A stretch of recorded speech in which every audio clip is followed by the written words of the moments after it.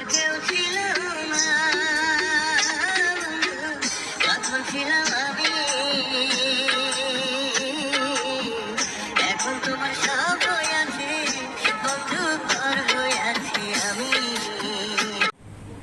আসসালামু আলাইকুম প্রিয় সহকর্মী ভাই বোনরা এবং গ্রুপে যে সিনিয়র স্যাররা আছেন,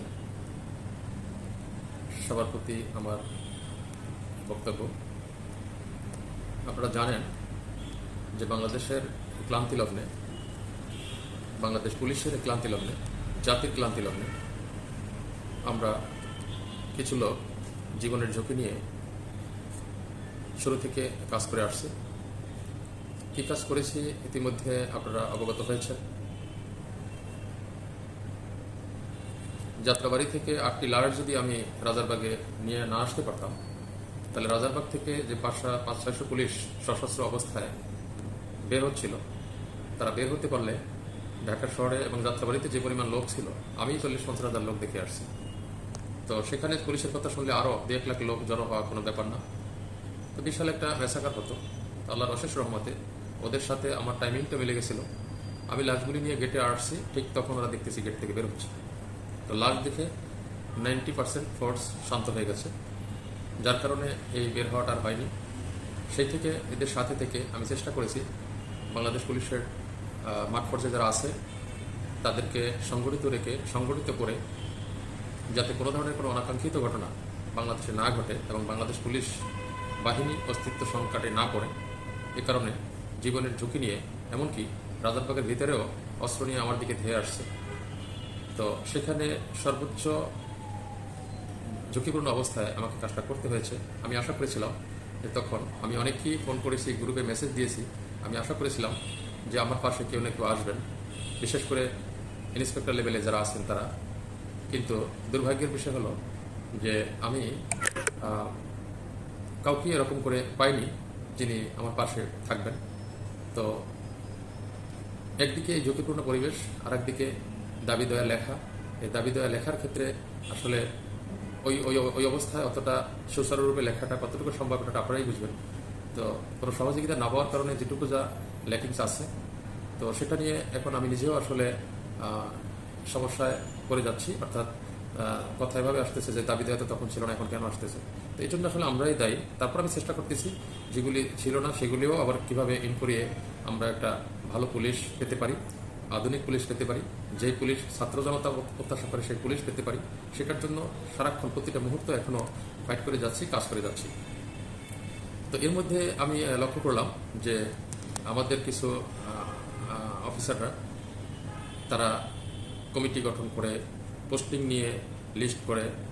তো দয়া করে কেউই প্রয়োজন মনে করলো না যে আমার কোনো কিছু প্রয়োজন আছে কিনা জিজ্ঞেস করার প্রয়োজন মনে করলো না। ওই কোনো লিস্টেও আমার নাম নেই, কোনো কমিটিতেও গঠন করে আমাকে কেউ বলেনি। তো আমি আসলে এই জন্য আমার কোনো কষ্ট নেই, কোনো দুঃখ নেই। কিন্তু কারণ আমি যে কাজগুলি করেছি এটা আমি জানতাম এটা শেষ কোথায়। ইভেন আমার জন্য আমার সাথে কথা বলতেও মানুষ সংকোচ বোধ করতো তখন, যে কথা বললে কিনা সেও এই দায়ী হয়ে যায়। তো যাই হোক, তো যেহেতু কোনো কিছু পাওয়ার জন্য আমি এখানে আসিনি জীবনে, কারণ আমি তো এখন এক্সটেনশন লাইফে আছি। আমি তো জানি যে যাত্রাবাড়ির যে পরিবেশটা ছিল ওখানে, আমি যাত্রাবাড়ি থানায় চাকরি করেছি। একজন কনস্টেবল এসে আমার কানে কানে বলতেছে, একজন মানুষ এসে কানে কানে বলতেছে, স্যার আপনাকে কিন্তু আমি চিনে ফেলছি। তখন আমি পাগলের মতো করে ওখানে 5 মিনিট পুলিশকে গালাগালি করতে বাধ্য হয়েছি, যাতে সাধারণ মানুষকে ও আমাকে পুলিশ বোঝাতে না পারে। তো যাই হোক, এরকম বহু রকমের কৌশল করে প্রায় 2.5 ঘন্টা থেকে ওখানে কাজ করে আমাকে লাশগুলো নিয়ে আসতে হয়েছে। তো আমি আসলে জীবনের ওখানেই আমার শেষ দিন মনে করে নিচ্ছি, যা আছি এটা আমার এক্সটেনশন লাইফ। অতএব দয়া করে আমরা আমাদের যে সমস্ত বিষয়গুলি নিয়ে এখন চলতেছে কাদা সরাসরি, এই বিষয়গুলি নিয়ে থেকে আমরা বিরত থাকব।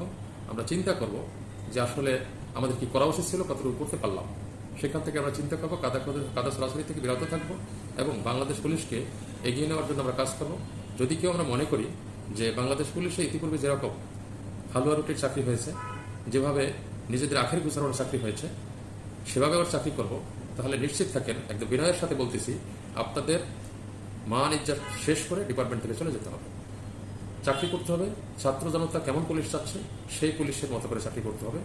হ্যাঁ, সে চাকরি করতে গিয়ে যে ধরনের লজিস্টিক সাপোর্ট লাগে, যে ধরনের আমাদের সমস্যা আছে, আশা করি সেটা আমাদের সংস্কারের মধ্যে এটা সমাধান হয়ে যাবে।